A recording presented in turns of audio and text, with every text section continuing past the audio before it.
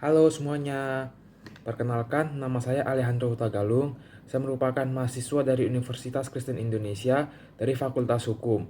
Saya adalah angkatan 22 dengan NIM 2245102. Di sini saya akan membuat vlog untuk ujian tengah semester mata kuliah Hukum Agraria dengan dosen Ibu Diana Napitupulu.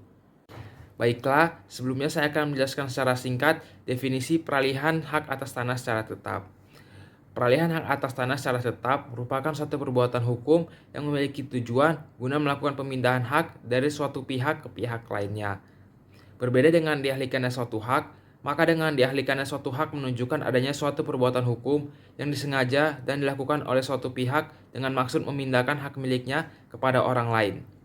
Dengan demikian, pemindahannya hak milik tersebut diketahui atau diinginkan oleh pihak yang melakukan perjanjian peralihan hak atas tanah. Terdapat dua bentuk peralihan tanah, yaitu yang pertama, peralihan yang dilakukan di depan PPAT, dan yang kedua, peralihan yang dilakukan di depan pejabat bukan PPAT. Jenis-jenis peralihan yang dilakukan di hadapan PPAT ialah jual beli, tukar menukar, hibah, inbreng, pembagian hak bersama, waris, pemberian hak guna bangun atau hak pakai di atas hak milik, dan pembebanan hak tanggungan. Sedangkan peralihan yang dilakukan di hadapan pejabat bukan PPAT ialah wakaf dan lelang. Peralihan hak pun terdiri atas peralihan hak atas tanah primer dan sementara. Baiklah, selanjutnya saya akan membahas mengenai peralihan hak atas tanah karena warisan atau waris. Jika seseorang dinyatakan meninggal dunia, maka segala hak dan kewajibannya beralih kepada para ahli waris selanjutnya. Dari sini timbul kepemilikan bersama para ahli waris terhadap harta kekayaan yang ditinggalkan si pewaris, termasuk kepemilikan bersama atas tanah yang ditinggalkan si pewaris tanpa dikehendaki oleh ahli waris karena terjadinya peristiwa hukum berupa kematian si pewaris. Sehingga hal itu merupakan satu peralihan hak atas tanah karena peristiwa hukum bukan karena suatu perbuatan hukum.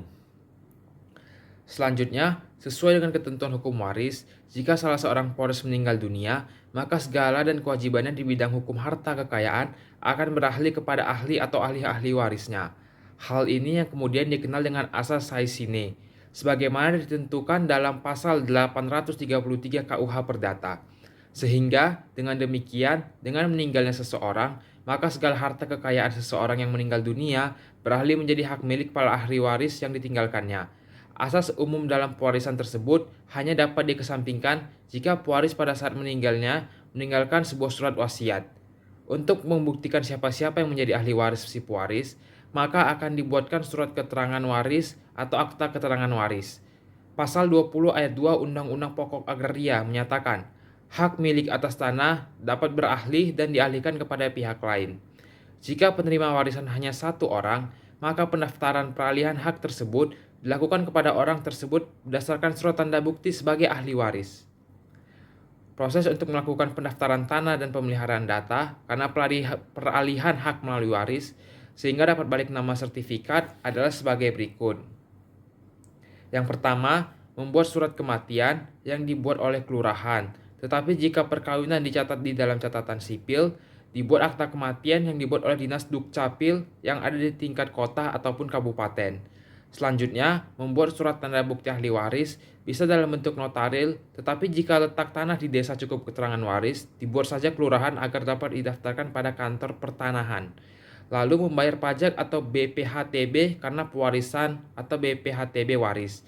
Selanjutnya, PBB 10 tahun ke belakang, lalu balik nama sertifikat ke seluruh ahli waris. Lalu jika ahli waris lebih dari satu orang, maka dapat membuat PHB di hadapan PPAT dan para ahli waris hendak mengakhiri pemilikan bersama yang terkait tersebut. Maka mereka dapat melakukan pemisahan dan pembagian warisan dengan membuat akta pemisahan dan pembagian waris. Pemilikan bersama yang terjadi karena pewarisan merupakan pemilikan bersama yang terkait dengan gebonden mede eigendom. Adapun peralihan hak atas tanah dapat terjadi karena jual beli, warisan, hibah, dan tukar menukar. Mengenai hak milik, berdasarkan pasal 23 Undang-Undang Pokok Agraria, peralihan hak milik atas tanah wajib didaftarkan Pasal ini sudah lengkap dan berbicara mengenai yang pertama, hak milik, demikian pula setiap peralihan, hapusnya dan pembebanannya dengan hak-hak lain harus didaftarkan menurut ketentuan-ketentuan yang dimaksud di dalam pasal 19 Undang-Undang Pokok Agraria. Lalu yang kedua, pendaftaran termaksud dalam ayat 1 merupakan alat pembuktian yang kuat mengenai hapusnya hak milik serta sahnya peralihan dan pembebanan hak tersebut. Peralihan tersebut memang dimungkinkan sebagaimana disebutkan di dalam pasal 20 ayat 2 Undang-Undang Pokok Agraria yang menyatakan bahwa hak milik atas tanah dapat beralih dan dialihkan kepada pihak lain. Dalam hal ini, penerima hak yang baru wajib mendaftarkan peralihan hak milik atas tanah yang diterimanya dalam rangka memberikan perlindungan hak kepada pemegang hak atas tanah yang baru demi ketertiban tata usaha pendaftaran tanah. Sebagai alat bukti yang kuat, sertifikat mempunyai arti yang sangat penting bagi kehidupan dan perlindungan kepastian. Hukum pemegang hak atas tanah. Pendaftaran hak atas tanah karena pewarisan tanah wajib dilakukan oleh pemegang hak atas tanah yang memperoleh warisan. Di dalam pasal 42 ayat 1 dan 2 Peraturan Pemerintah Nomor 24 Tahun 1997 diatur tentang kewajiban ahli waris untuk mendaftarkan peralihan hak karena pewarisan mengenai bidang tanah yang sudah didaftar dan yang belum didaftar, yaitu untuk pendaftaran peralihan hak karena pewarisan mengenai bidang tanah yang sudah didaftar dan hak milik atas sebagaimana dimaksud di dalam pasal 36, wajib diserahkan oleh yang menerima hak atas tanah atau hak milik atas satuan rumah yang bersangkutan sebagai warisan kepada kantor pertanahan, sertifikat hak yang bersangkutan, surat kematian orang yang namanya dicatat sebagai pemegang haknya, dan surat tanda bukti sebagai ahli waris. Lalu, jika bidang tanah yang merupakan warisan belum didaftar, maka wajib diserahkan juga dokumen-dokumen sebagaimana yang dimaksud di dalam pasal 39 ayat 1. Berdasarkan ketentuan tersebut, maka untuk peralihan hak milik atas tanah karena pewarisan yang sudah didaftarkan akan mengacu pada pasal 36 Peraturan Pemerintah Nomor 24 Tahun 1997 yang berbunyi sebagai berikut. Pemeliharaan data pendaftaran tanah dilakukan apabila terjadi perubahan data fisik atau data yuridis objek pendaftaran tanah yang telah terdaftar. Lalu, pemegang hak yang bersangkutan wajib mendaftarkan perubahan sebagaimana dimaksud pada ayat 1 kepada kantor pertanahan. Sedangkan untuk peralihan hak milik atas tanah karena pewarisan yang belum didaftarkan, wajib diserahkan dokumen-dokumen yang diatur di dalam pasal 39 ayat 1 huruf B Peraturan Pemerintah Nomor 24 Tahun 1997. Lalu, surat bukti hak sebagaimana yang dimaksud di dalam pasal 24 ayat 1 atau surat keterangan kepada desa atau kelurahan yang menyatakan bahwa yang bersangkutan menguasai bidang tanah itu sebagaimana dimaksud dalam pasal 24 ayat 2 dan surat keterangan yang menyatakan bahwa bidang tanah yang bersangkutan belum bersertifikat dari kantor pertanahan atau untuk tanah yang terletak di daerah yang jauh dari kedudukan kantor pertanahan dari pemegang hak yang bersangkutan dengan dikuatkan oleh kepala desa atau kelurahan. Peraturan Pemerintah Nomor 24 Tahun 1997 tersebut tidak mengatur tentang denda dan sanksi atas keterlambatan dalam pendaftaran peralihan hak milik atas tanah karena pewarisan. Bahkan dalam pasal 61 ayat 3 dinyatakan bahwa untuk pendaftaran peralihan hak karena pewarisan yang diajukan dalam waktu 6 bulan sejak tanggal meninggalnya pewaris, tidak dipungut biaya pendaftaran kenyataan yang terjadi peralihan hak milik atas tanah karena pewarisan hak milik atas tanah karena masih ditemui masyarakat dan masih ada yang belum mendaftarkan tanah warisannya. Baiklah, selanjutnya saya akan membahas mengenai cara penyelesaian sengketa tanah. Dalam penyelesaian sengketa tanah dapat dilakukan dengan dua cara, yaitu penyelesaian secara litigasi dan secara non-litigasi. Apa sih pengertian penyelesaian sengketa tanah tersebut? Mari kita uraikan. Yang pertama ada penyelesaian sengketa dengan cara non-litigasi. Penyelesaian sengketa secara non-litigasi adalah penyelesaian sengketa di luar peradilan, di mana penyelesaian sengketa ini bersifat kekeluargaan. Cara ini menjadi pilihan utama karena dirasa lebih mudah, cepat, dan minim biaya dibanding melalui jalur peradilan.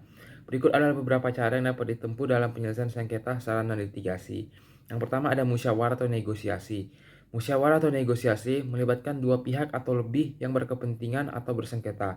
Tujuan dari musyawarah sendiri yaitu adalah untuk mencapai kata sepakat, yang dimana musyawarah atau negosiasi ini adalah penyelesaian kompromi ataupun disebut sebagai compromise solution. Lalu yang kedua ada konsiliasi. Konsiliasi adalah sebuah upaya yang ditempuh untuk mempertemukan keinginan dari para pihak yang berselisih agar para pihak sepakat untuk menyelesaikan konflik atau sengketa mereka. Dalam konsiliasi, biasanya terdapat seseorang atau tim yang bersifat netral, yang disebut sebagai konsiliator. Lalu yang ketiga ada mediasi.